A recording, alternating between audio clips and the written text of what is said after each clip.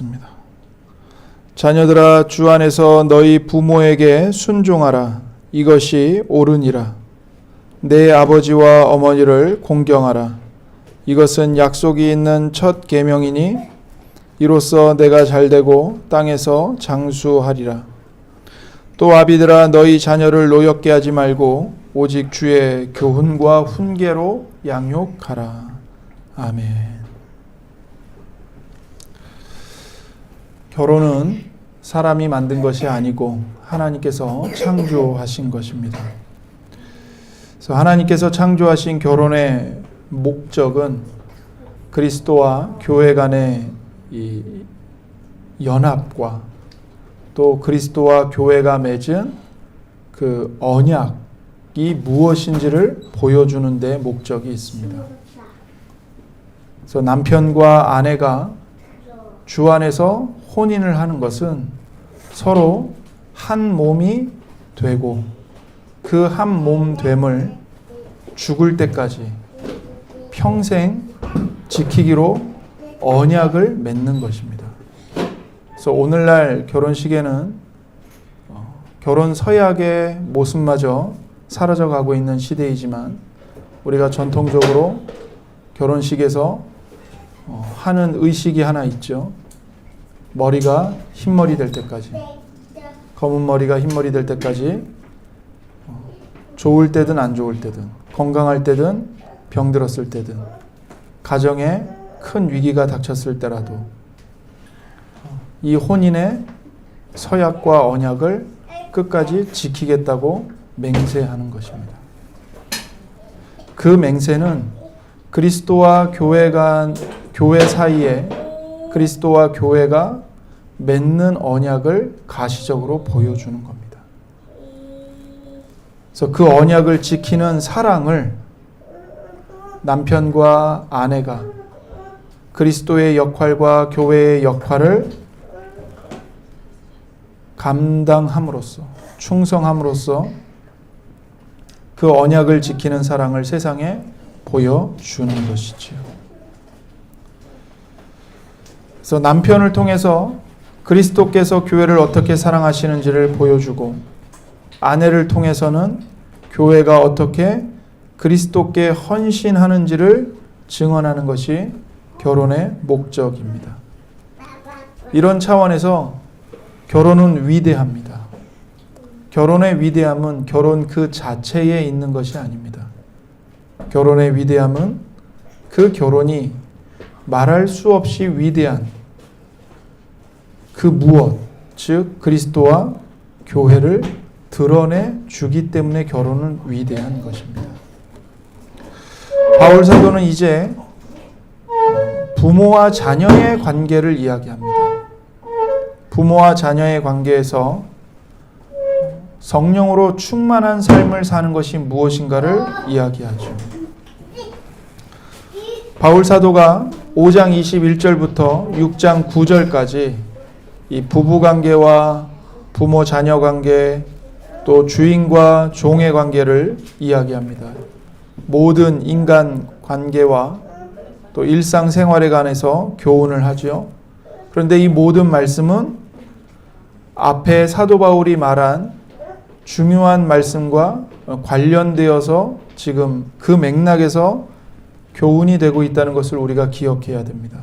그것은 바로 5장 18절 말씀입니다. 술 취하지 말라. 이는 방탕한 것이니 오직 성령으로 충만함을 받으라. 이 방탕하게 살지 말고 하나님께서 여러분에게 주신 시간과 생명을 헛되이 낭비하지 말고 잃어버리지 말고 오직 성령 안에서 충만하게 다스림을 받는 삶을 사십시오. 이 이야기를 하면서 부부관계에서는 이렇게 살아야 됩니다. 부모 자녀는 이렇게 살아야 됩니다. 주인과 종은 이렇게 관계를 맺고 살아야 합니다. 라고 이야기를 하는 것입니다. 그래서 부모와 자녀와의 이 관계에서 가장 중요한 것은 하나님의 뜻이 구현되는 겁니다. 그런데 그 하나님의 뜻이 구현되기 위해서 가장 필요한 것, 근본적으로 필요한 것이 무엇인가?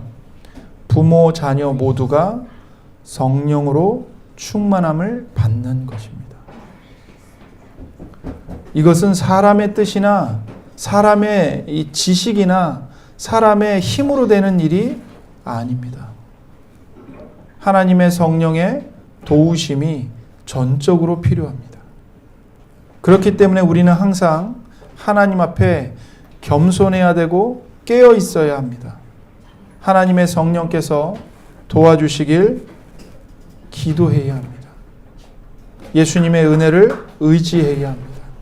하나님 아버지께 우리의 부족함을 토로하고 하나님께 도움을 간구해야 합니다. 우리가 그저 하나님의 진리의 말씀을 지식으로만 알고 있고 정작 우리 안에 깨어진 심령이 없다면, 가난한 심령으로 하나님 앞에 기도하지 않는다면 우리의 내면과 우리의 삶에는 어떠한 변화도 일어나지 않을 것입니다. 우리는 가장 먼저 이 겸손한 마음, 이 깨어진 심령, 하나님, 내 힘으로는 하나님의 말씀을 부부관계와 부모자녀 사이에서, 우리 가정에서 구현할 수가 없습니다. 하나님 도와주세요. 그렇게 하나님의 은혜를 간구하는 것이 가장 근본적으로 필요한 것입니다. 결혼한 부부는 일반적으로 자녀를 출산하지요.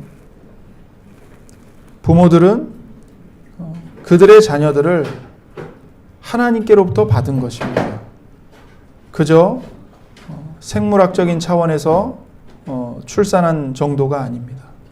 하나님께서 우리를 창조하셨듯이 하나님께서 우리 자녀들의 영혼과 육체와 생명을 창조하신 것입니다. 그래서 자녀는 하나님의 소유이지 부모의 소유가 아닙니다. 그러므로 부모는 자신의 자녀들을 하나님의 뜻을 따라 양육해야 합니다.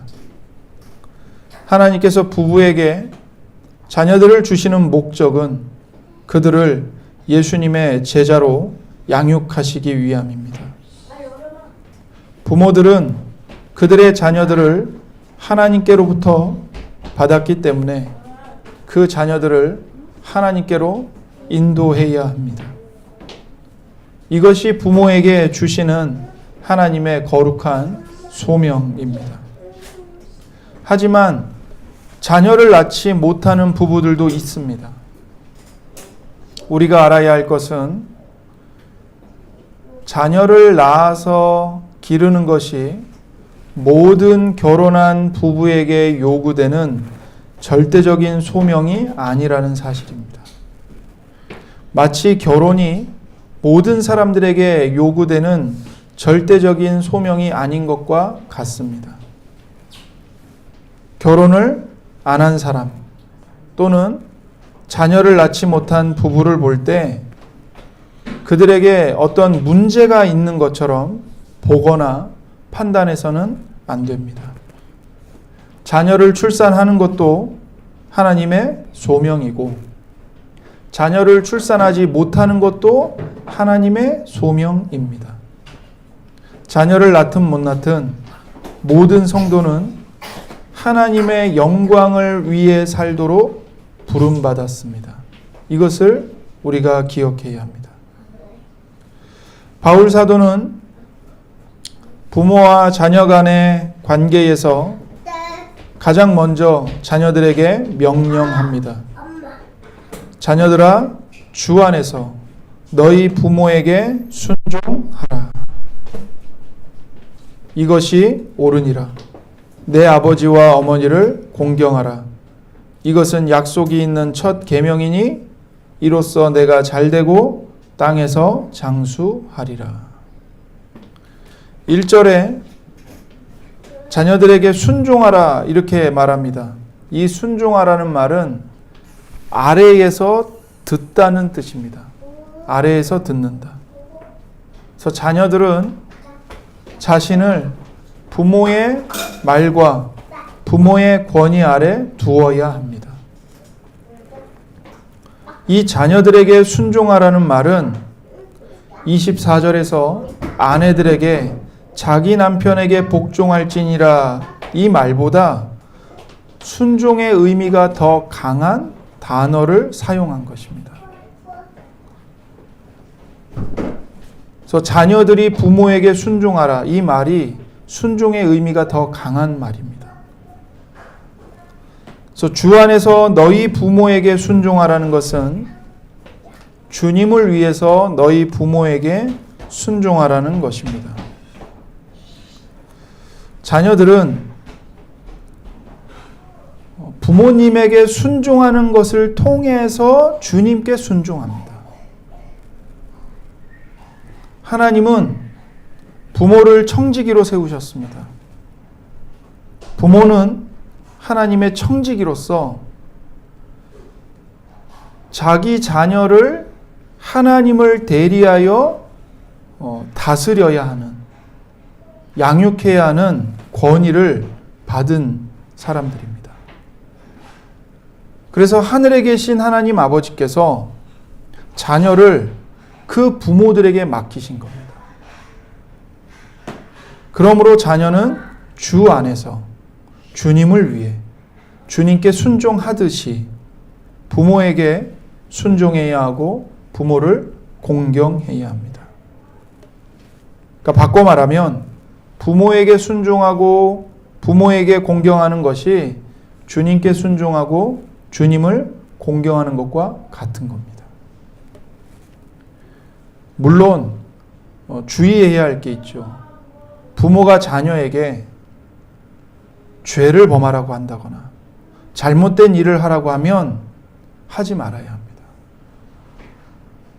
부모에게 자녀에게 도둑질을 가르치거나 거짓말을 가르치거나 하나님의 말씀에서 명백하게 어긋난 일을 하라고 명한다면 자녀는 주님 안에서 그 부모님의 지시를 거부해야 합니다.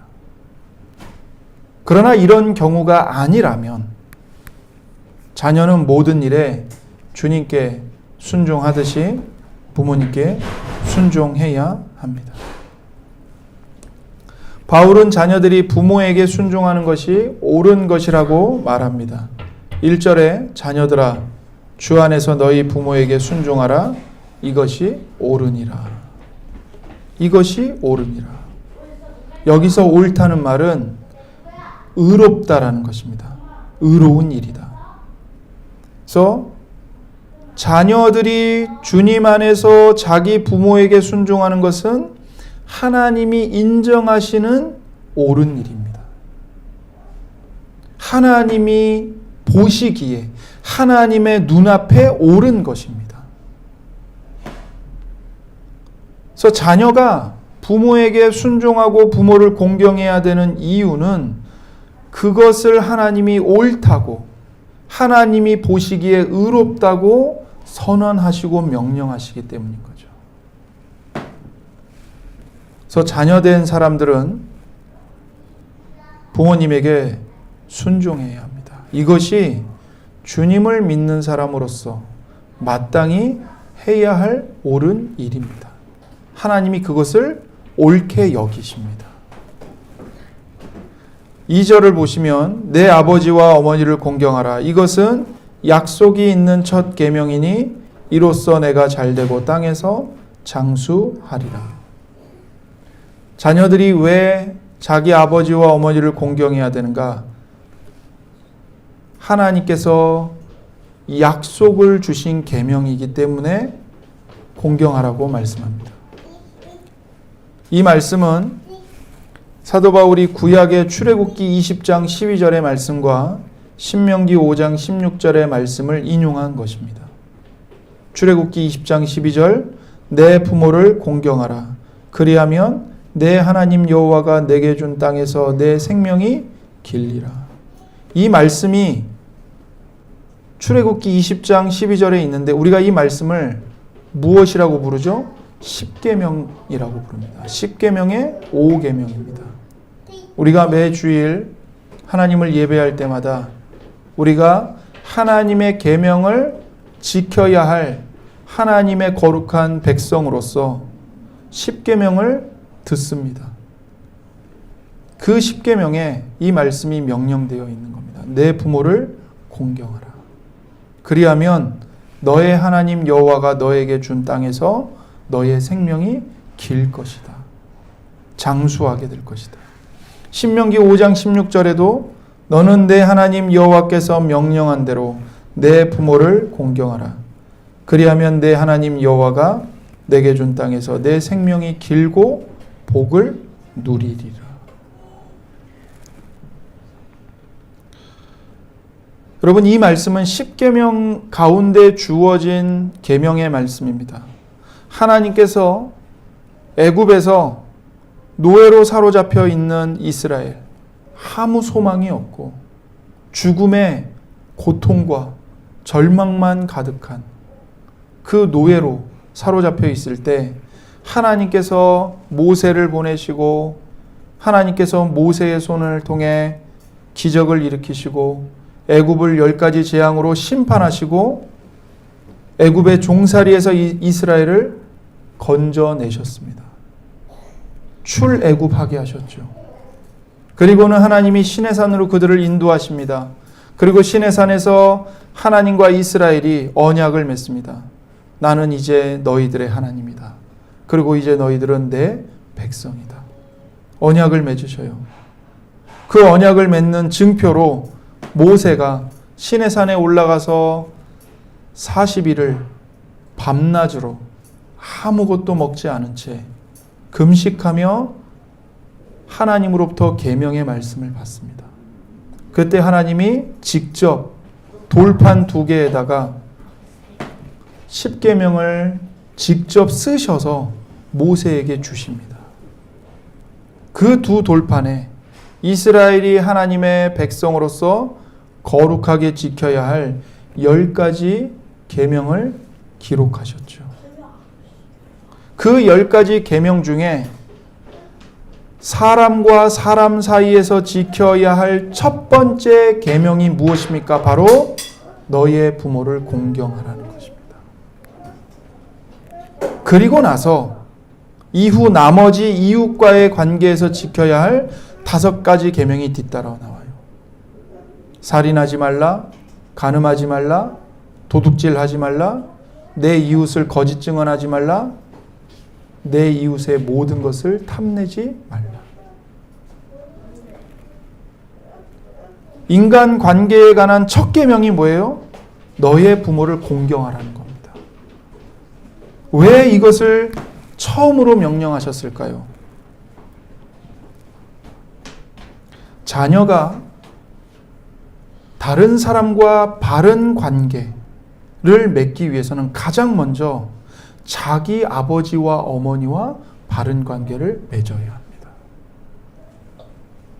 자기 아버지와 어머니를 공경하지 않으면서 아버지와 어머니께 순종하는 법을 배우지 않으면서 사회에 나가서 이웃을 만났을 때, 다른 사람들을 만났을 때 그들을 존중하고 그들의 권위를 인정하고 옳은 관계를 맺을 수가 있을까요? 불가능한 일입니다. 그럴 수 없습니다. 부모를 공경하고 부모에게 순종하는 태도를 갖춘 사람, 그것을 훈련받고 그 가르침 속에서 양육받은 사람들이 다른 사람들의 권위와 권리를 존중하는 법입니다. 그러나 자기 부모도 공경하지 않고 순종하는 마음이 없다면 다른 사람들을 존중하는 것은 거의 불가능합니다. 그러므로 부모 공경과 부모에게 순종하는 것이 첫 번째입니다. 그래서 하나님께서 가장 첫 번째로 인간관계에 관해서 너희의 부모를 공경하라, 이 계명을 첫 번째로 주시는 겁니다. 그래서 이것은 하나님께도 매우 중요한 계명이에요. 그래서 모세는 출애굽기 21장 15절과 17절에 이렇게 말했습니다. 자기 아버지나 어머니를 치는 자는 반드시 죽일지니라. 자기의 아버지나 어머니를 저주하는 자는 반드시 죽일지니라.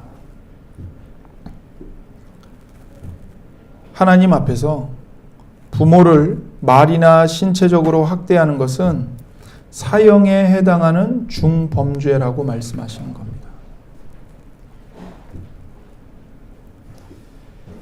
그러나 하나님을 경외하여 부모님에게 순종하고 부모님을 공경하는 자녀들에게는 하나님께서 복을 주시고 장수하게 하시겠다고 약속하십니다. 부모는 자녀가 어렸을 때부터 순종하는 법을 가르쳐야 합니다. 자녀가 부모의 우상이 되어서는 안 됩니다. 자녀에게 무엇이 옳고 그릇된 것인지, 무엇이 필요하고 불필요한 것인지 그 기준을 부모가 정해야지 자녀가 스스로 선택하고 정하게 두어서는 안 됩니다. 자녀에게는 순종을 가르쳐야 합니다. 자녀가 가정의 중심이 되어서는 안 됩니다. 가정의 중심은 부모가 잡는 것입니다. 특별히 아버지가 잡아야 합니다. 그래서 4절을 보시면 또 아비들아 너희 자녀를 노엽게 하지 말고 오직 주의 교훈과 훈계로 양육하라. 특별히 아비들아 이렇게 말합니다. 아버지들에게 말합니다. 자녀 양육의 최우선적인 책임이 아버지들에게 있음을 강조하는 것이죠.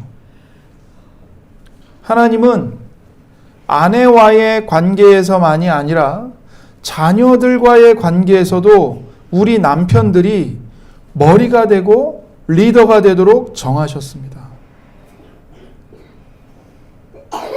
그러니까 남편이 아내에게는 머리인데 자녀들의 머리는 아내인 경우가 있습니다. 그렇게 되어서는 안 돼요.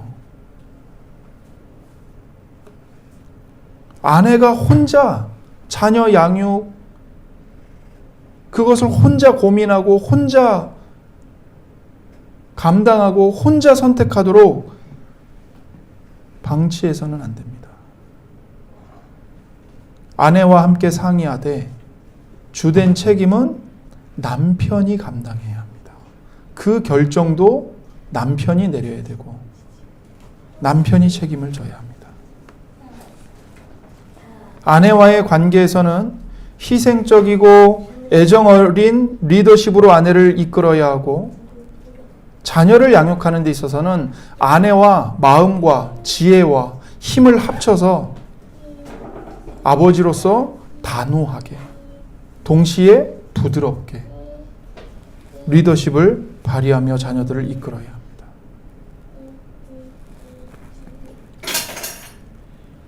이때 아버지들이 주의해야 될 것, 자녀를 노엽게 하지 말아야 합니다. 자녀를 노엽게 한다는 것은 아버지가 권위를 잘못 사용해서 자녀들의 마음에 상처를 주거나 자녀들의 마음속에 이 분노의 감정이 쌓이도록 내버려 두는 것입니다. 그것을 조심하라는 거예요. 그래서 부모가 아무리 자녀들을 바르게 가르쳐도 자녀의 마음속에 분노가 자라면 아무 소용이 없습니다. 이 분노의 감정은요, 모든 유익한 감정들을 다 잡아먹는 포식자와 같아요. 그래서 분노의 감정은 영혼을 고사시킵니다. 분노는 기쁨과 감사와 소망과 온유와 긍휼과 자비의 감정을 느끼지 못하도록 마음을 마비시켜버려요. 그래서 아이의 마음이 이 분노에 정복당하지 않도록 부모는 특별히 깨어서 주의해야 합니다. 에베소서 4장 26절과 27절에 분을 내어도 죄를 짓지 말며 해가 지도록 분을 품지 말고 마귀에게 틈을 주지 말라 말씀합니다. 분을 품되 죄를 짓지 말고 해가 지도록, 잠자리에 들도록 하루 종일 분을 품지 말라는 거예요. 마음에 분을 품고 있으면 그거는 마귀에게 마음의 문을 활짝 열어놓고 마귀가 마음대로 드나들도록 방치해 놓는 매우 위험한 것입니다. 그러니까 자녀들의 마음에 분노의 감정이 쌓이도록 방치해서는 안 돼요. 그래서 우리가 이 자녀들을 비꼬는 말을 하지 말아야 합니다. 비아냥대는 말. 네가 그러면 그렇지. 내 그럴 줄 알았다. 네가 잘하는 게 도대체 뭐가 있냐? 비아냥거리는 말. 적절한 체벌은 필요합니다. 잠언에는 체벌이 아이 교육에 필요하다는 것을 반복해서 강조합니다. 그러나 손찌검은 하지 말아야 합니다. 자녀들을 차별하거나 편애하지 마십시오. 자녀들을 서로 비교하지 말아야 합니다.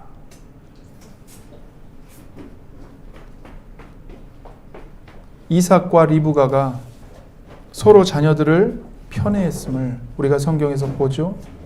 이삭은 에서를 편애했고 리브가는 야곱을 편애했습니다.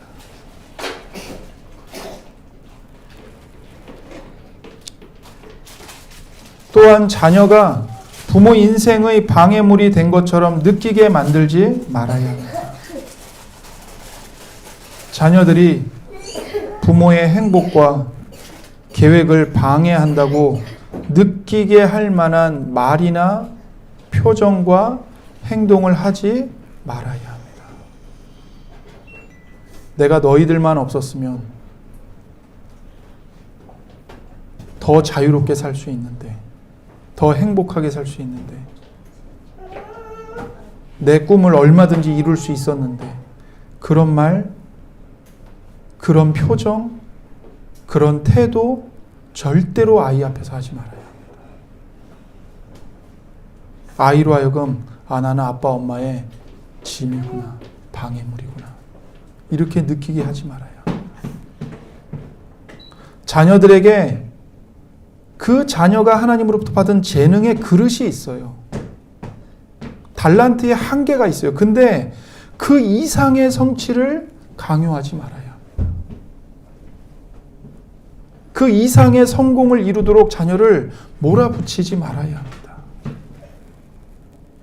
부모의 소원과 목표를 이루기 위해 하나님께서 자녀를 주신 거 아닙니다.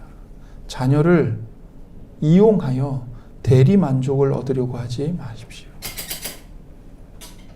자녀의 성공을 통해서 부모의 성취감을 채우려고 하지 마십시오.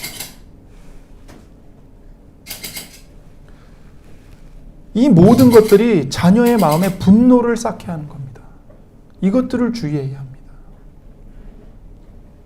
부모는 자녀들에게 부모 자신들의 약점과 잘못에 대해서 솔직할 필요가 있습니다. 아빠, 엄마가 이것은 잘 못한다. 그리고 그래서 미안하다. 특히 아버지들, 저를 포함해서 자녀들에게 잘못을 사과하는 것을 부끄럽게 생각하지 마십시오. 자녀들에게 잘못한 것을 솔직하게 고백하고 용서를 구하십시오. 사과는 아버지의 권위를 무너뜨리지 않습니다. 오히려 아버지의 권위를 더 굳건하게 세워줍니다. 부모는 자녀들을 오직 주님의 훈계와 교훈으로 양육해야 합니다. 주님의 훈계와 교훈으로 양육한다는 것은 자녀들에게 부모가 주님의 모습을 보여줘야 한다는 것입니다. 아버지와 어머니의 가장 근본적인 임무는 자녀들에게 하나님을 나타내 보여주는 것입니다. 여기 훈계와 교훈으로 양육한다 이렇게 되어 있는데, 훈계는 훈련을 가리킵니다. 제자 훈련 할 때 쓰는 그 훈련. 교훈은요, 하나님의 말씀으로 경고하는 것입니다. 혹은 가르치는 것입니다. 근데 그것을 하기 위해서 가장 먼저 부모에게 필요한 게 뭐냐면, 부모의 인격과 품성과 이 말과 표정과 행동, 그리고 가정에서 살아가는 일상생활의 모습을 통해서 하나님 아버지의 품성을 보여줘야 된다는 거예요. 이게 아버지와 어머니의 가장 근본적인 임무입니다. 자녀들에게 하나님 아버지를 보여주는 겁니다. 그래서 아이들은 하나님을 알기 전에 먼저 부모를 알게 돼요.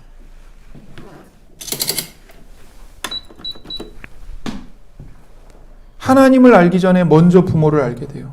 자녀들은 부모를 통해서 하나님 아버지를 보게 됩니다. 아버지의 희생적인 사랑을 통해서 하나님 아버지의 희생적인 사랑을 봐요.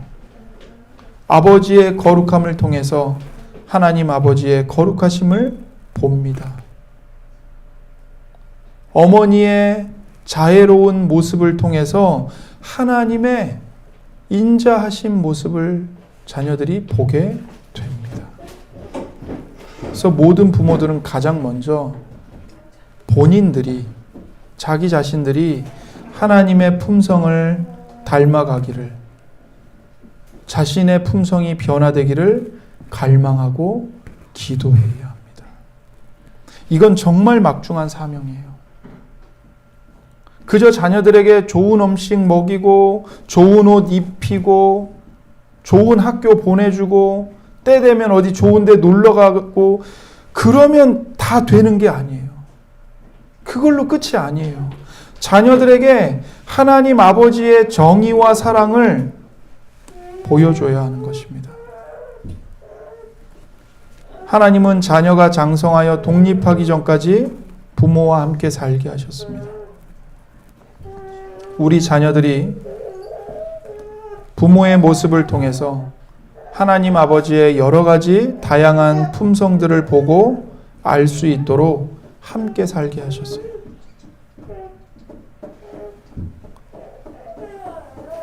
여러분, 자녀들은 부모의 말만 듣고 성장하는 것이 아닙니다. 오히려 부모의 뒷모습을 보고 더 많이 배우게 됩니다.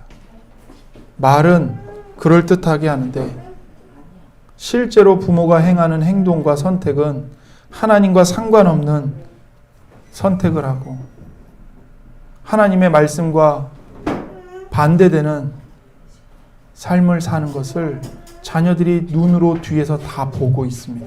그것이 자녀들에게 훨씬 더 큰 영향을 미칩니다. 그러니 우리는 깨어 있어야 합니다. 기도해야 합니다. 회개하기를 힘써야 합니다. 에베소서 5장 1절의 말씀대로 우리 자녀들이 하나님을 본받는 자녀들이 되도록 훈련하고 양육해야 합니다. 에베소서 5장 1절과 2절에 그러므로 사랑을 받는 자녀같이 너희는 하나님을 본받는 자가 되고 그리스도께서 너희를 사랑하신 것 같이 너희도 사랑 가운데서 행하라.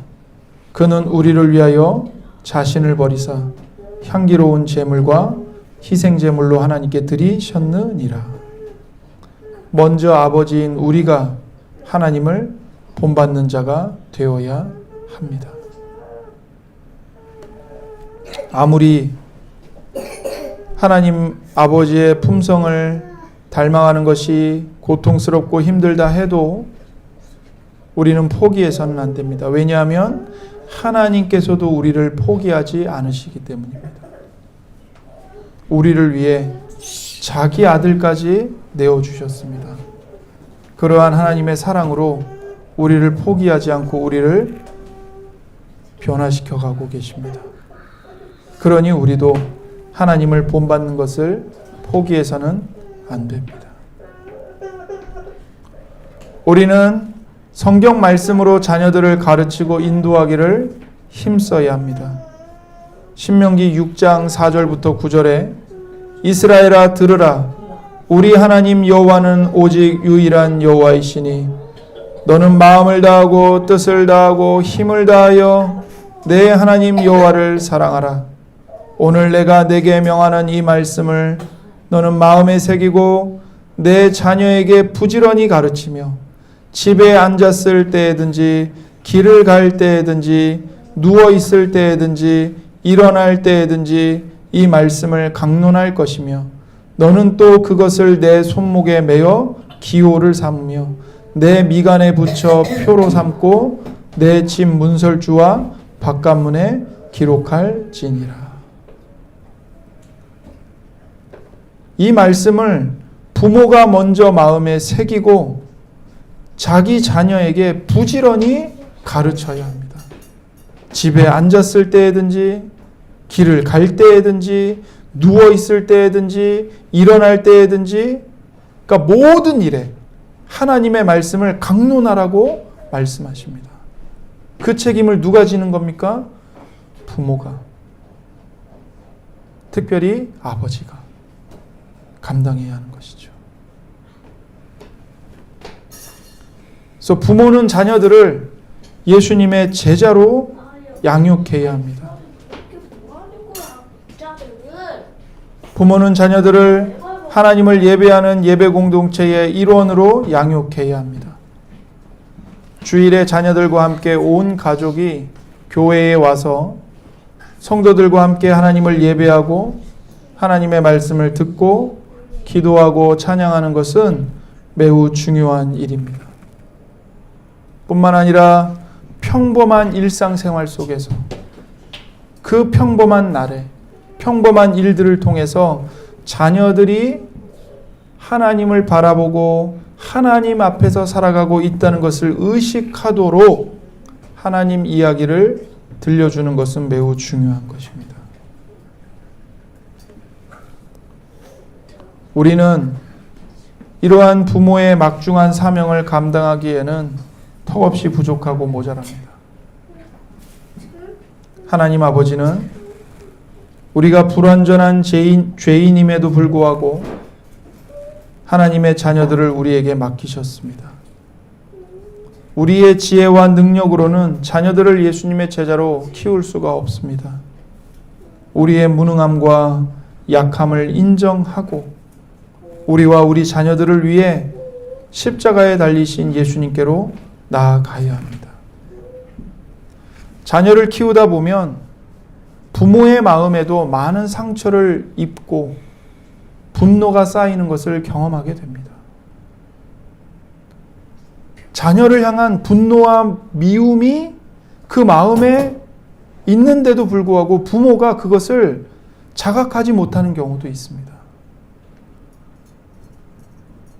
특정 자녀를 미워하기도 합니다. 그러나 그러한 이 부모의 분노와 미움은 부모 자신도 파괴하고 자녀의 영혼도 파괴합니다.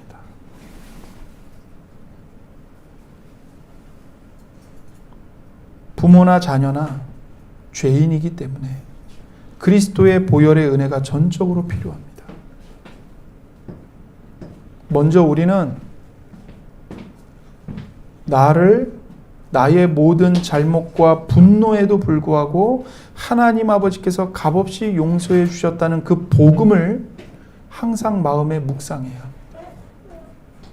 하나님 아버지께서는 우리에게 값없이 공짜로 용서와 은혜를 선물로 주셨습니다. 그런데 그러기 위해서 정작 하나님 아버지는 어마어마하게 값비싼 대가를 치르셨다는 것을 우리가 기억해야 됩니다. 바로 자기 아들을 희생하신 겁니다. 우리의 모든 죄에 대한 대가로 하나님의 아들이신 예수님이 피 흘려 대신 죽게 하셨습니다. 하나님께서 자기 아들로 우리의 죄값을 치르셨습니다. 그렇기 때문에 우리가 값없이 용서와 구원을 공짜로 받게 된 거예요. 그러니 우리는 서로에게 화를 내지 말고 용서해야 합니다. 부모는 자녀의 허물을 용서하고 자녀는 부모의 허물을 용서해야 돼요. 에베소서 4장 31절과 32절에 너희는 모든 악독과 노함과 분냄과 떠드는 것과 비방하는 것을 모든 악의와 함께 버리고 서로 친절하게 하며 불쌍히 여기며 서로 용서하기를 하나님이 그리스도 안에서 너희를 용서하신 것 같이 하라고 말씀하십니다. 하나님이 그리스도 안에서 우리를 용서하셨으니 우리도 서로를 용서합시다. 기억하십시오. 하나님은 여러분을 용서하셨습니다. 하나님은 여러분에게 친절을 베푸셨습니다.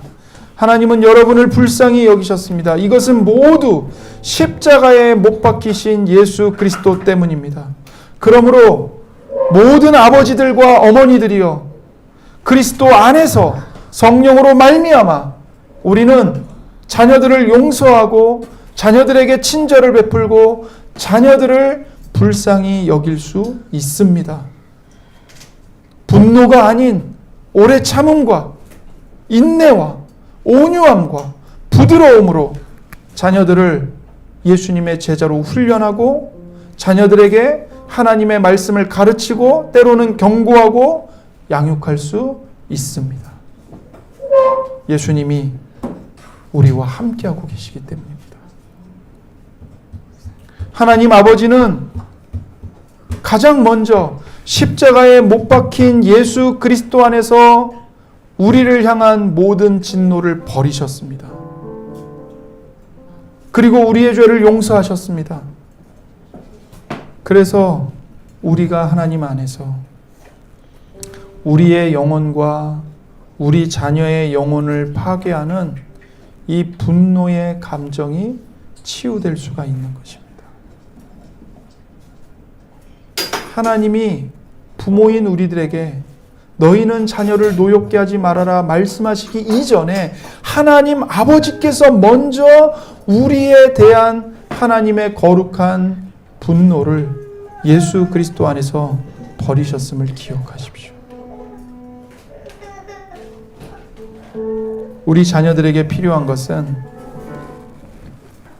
부모인 우리에게서 하나님이 값없이 베푸시는 용서와 치유의 풍성함을 경험하는 것입니다. 그러기 위해서 아버지들이 먼저 하나님이 베푸시는 값없는 용서와 치유를 풍성하게 경험해야 합니다. 우리를 사랑하사 우리를 위하여 십자가에 자기 목숨을 희생하신 예수 그리스도를 끊임없이 주목하십시오. 에베소서 5장 1절과 2절 그러므로 사랑을 받는 자녀같이 너희는 하나님을 본받는 자가 되고 그리스도께서 너희를 사랑하신 것 같이 너희도 사랑 가운데서 행하라. 그는 우리를 위하여 자신을 버리사 향기로운 제물과 희생 제물로 하나님께 드리셨느니라. 하나님이 여러분을 용서하신 것 같이 여러분의 아내를 용서하고 여러분의 자녀들을 용서하십시오. 그리스도께서 여러분을 위해 자기 목숨을 죄를 위한 희생 제물로 하나님께 바치신 것처럼 여러분도 그렇게 배우자와 자녀를 용서하고 사랑하십시오. 여러분의 자녀들을 노엽게 하지 마십시오. 그리스도의 보혈로 여러분의 영혼이 용서받았음을 자녀들에게 나타내 보이십시오. 그리스도의 보혈 때문에 우리의 분노가 온유한 기쁨으로 변화되었음을 자녀들에게 보여주십시오. 여러분과 저는 자녀를 주님의 훈계와 교훈으로 양육하는 일에 실패할 수 있습니다. 아니, 우리는 실패할 수밖에 없는 죄인들입니다. 그러나 오히려 우리가 죄인이기 때문에 예수님께 나아갈 수 있습니다. 죄가 더한 곳에 은혜가 더욱더 넘쳤다는 것을 기억하십시오. 자녀에 대한 아픔과 고통, 자녀를 잘못 키웠다는 죄책감과 자책감, 자녀를 위한 모든 기도 제목, 이 모든 것을 가지고 성육신과 십자가의 죽음과 부활과 승천으로 구원을 이루신 예수님께 나아가서 기도하십시오. 잠언 14장 26절입니다. 여호와를 경외하는 자에게는 견고한 의뢰가 있나니 그 자녀들에게 피난처가 있으리라. 여러분, 우리 모두는 여호와 하나님을 경외하는 일에 완전히 실패한 죄인들입니다. 그러나 우리를 대신하여, 우리를 위하여 전 인류 가운데 여호와 하나님을 완전하게 경외하신 분이 계십니다. 그분이 바로 예수 그리스도이십니다. 우리는 이 예수님께로 달려가 피해야 합니다. 우리가 오직 예수님을 피난처로 삼고 예수님께로 달려가 피하면 예수님께서 우리에게만이 아니라 우리 자녀들에게도 견고하고 영원한 피난처가 되어 주실 것입니다. 우리의 모든 무능함, 약함, 실패, 고통과 슬픔, 죄책감과 자책, 이 모든 걸 가지고 예수님께 나아가 기도하십시오. 예수님께서 여러분의 슬픔을 기쁨으로 역전시켜 주실 것입니다. 기도하겠습니다. 이 시간 우리가 하나님의 말씀을 들었으니 우리에게 주신 이 하나님의 말씀이 우리의 심령에 살아 역사하고 하나님의 말씀에 순종하는 힘을 우리에게 주고 우리의 영혼과 삶이 하나님의 말씀대로 변화될 수 있도록 은혜를 부어주시기를, 우리에게 진정한 회개와 믿음을 은혜로 부어주시기를 이 시간 함께 기도하겠습니다.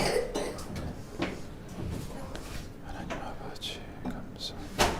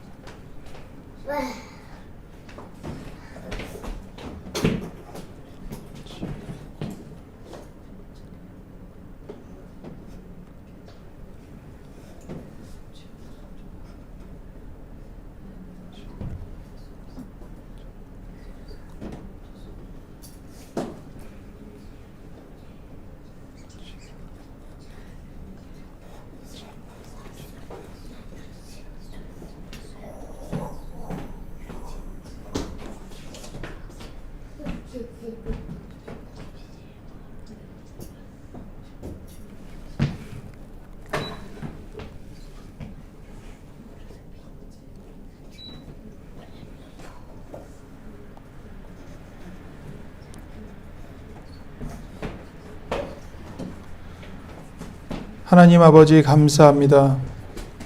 오늘도 우리에게 하나님의 말씀을 들려주셔서 감사합니다. 하나님께서 우리에게 맡기신 부모의 사명은 너무나 막중합니다. 하나님, 그러나 그 사명을 감당할 지혜와 능력이 우리에게는 턱없이 부족하고 모자랍니다.